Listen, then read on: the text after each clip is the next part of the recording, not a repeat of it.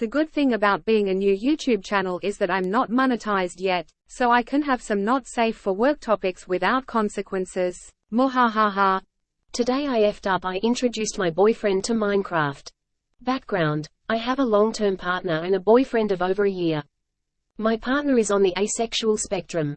We're really good together except for the bedroom. He was never this bad when we started, but his drive got lower and lower till it was a few times a year. This was causing resentment on my end and frustration, from my constant asking, on his end. So, as a solution, we opened the relationship for me. My BF is really nice. He and my partner have become friends. BF and I take any opportunity we can to get intimate as we both live with other people. So either I go to his when his roommate is away or he comes to mine when I'm alone. That brings us back to today, or should I say the past month. For my birthday I wanted to play Minecraft. BF didn't like the game. He made it clear it's not his kind of game, and made it clear he's playing it cause of us. We started playing, all three of us. At first when we'd get alone time and we'd spend it playing Minecraft I didn't think too much of it. But when I sat there throwing hints, saying, everyone will be back in 2 hours, and then playing bedroom songs, and he still wasn't moving, I knew I effed up. My partner had come home by then and by this point I said, F it, I'm taking care of myself, and went upstairs. Currently, the two of them are downstairs playing Minecraft and I've gone back to being in a relationship with my toys. I effed up Reddit, I effed up. Edit, good morning. Before I go and be an adult I will say this. 1. The post has made my partner's morning and he enjoyed reading the comments. I will show BF when he wakes up. 2. I should invest in a good villager outfit and throw potatoes, carrots, bread at them.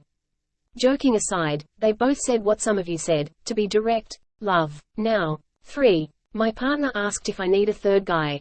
Could you imagine if I got a third and all three of them sat down playing Minecraft?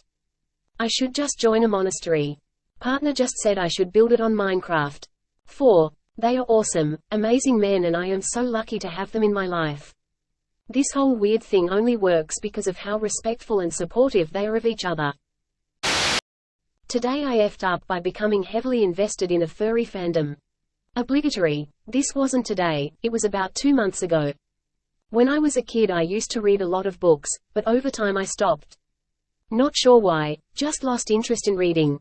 As is, I don't think I've read a single book since I was in college over a decade ago.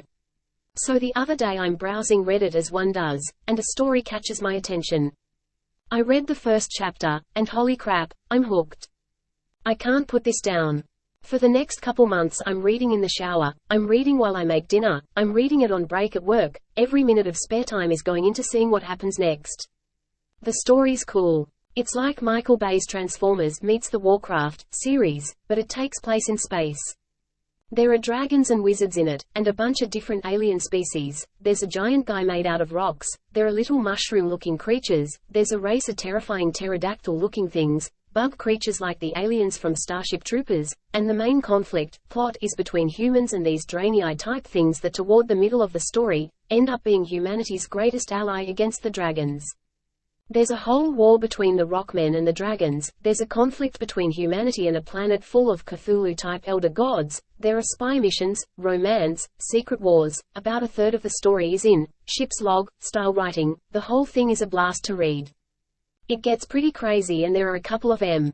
Night Shyamalan level plot twists toward the end. The whole time I'm thinking, man, if they made books like this when I was a kid, I never would have stopped reading. So after reading 80+ chapters I look up the author on Reddit, and it turns out he has his own subreddit, and a lot of other people are as invested in this story as I am. I'm looking through the sub, and thinking, man, there are a ton of furries in here. Every other submission is some kind of furry art. You can probably see where this is going. Turns out, although the aliens are never explicitly described as furries, it was the author's intention to make them anthropomorphic versions of Earth animals, and the way I saw them in my mind's eye was just my own imagination. The dragons are supposed to be anthropomorphic alligators, the elder gods are supposed to be anthropomorphic octopi, and the Draenei are supposed to be anthropomorphic sheep, which makes the romance scenes between them and the humans really uncomfortable to reread. I still can't figure out what animal the Rockmen are supposed to be, but at this point I'm not sure if I'm going to finish the series. Today I effed up by telling my entire college class what type of pee I watch. This didn't happen today, but actually a few months ago during my anthropology class. I was going to post the same day it happened but was still recovering from embarrassment. So, we get to the part of the semester where we're learning about human sexuality. At the beginning of the lecture the professor reminds us we're all adults and he doesn't want any immaturity or giggling during this lesson. For much of the lecture, the room is silent aside from students asking and answering questions. The professor talks about a lot of sex stuff and it's met with complete maturity. At one point the professor explains how a lot of sexual desires are social taboos. For example, he pulls up recent statistics from a popular P website. Top 100 searches in the US. Transgender-related searches were at the top of the list. At the same time transphobic bills and hate crimes are at an all-time high in the US. Before moving on to the next slide, the professor takes a quick glance at the list and noticed JOI somewhere in the middle. The professor says, "I just noticed this. What the heck is joy?" And me, I love to answer questions first when I know them, so I immediately raise my hand and say, "Jerk off instructions," without thinking about how this would make me look. The silence finally breaks and the class busts out laughing. Thankfully the professor giggled a bit too and no one got into any trouble, plus he's chill. But safe to say, I was very embarrassed. Today I effed up by telling my boyfriend the truth. My boyfriend and I have been together for almost a year but we know each other way longer. Him and I are really close, we tell each other everything and trust each other. I would like to say that we are perfect for each other but that's not the point of the story. We have our little arguments but we usually clear that up except for one thing. He is really smart guy and has really high IQ, but he is literally triggered by anything that stupid people do. For example, if one person does something the harder, longer way and he doesn't, it makes him mad and other stuff like that. For years I tried to calm him down when he is in that phase but his only response to that is, "You don't understand me," but when I ask him to explain it, "Why are you so stupid to not understand it? You are like the others," and then doesn't talk with me for a day. But otherwise he is a really nice person now. Earlier today I was at his place, and we were talking about problems that we could have and everything went good. After that we are laughing and having fun, so pretty normal day. Then after few hours he texts me how some people made him mad for doing stupid things and I started my usual trying to calm him down, but this time his response was, "Do you really think that helps?" and I got really pissed at that.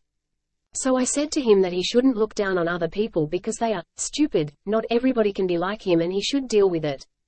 It's really dumb to be mad at other people and what they do, that he can't control what others do and deal with that. He looks at others like he is some god, and I went on and on.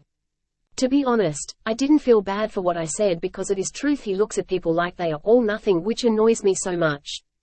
And after that his only answer to that was again, "So you are like the other R word, goodbye," and then left. After that I felt really bad and apologies, but that probably won't help. Share your story in the comments, I would love to add them to a video.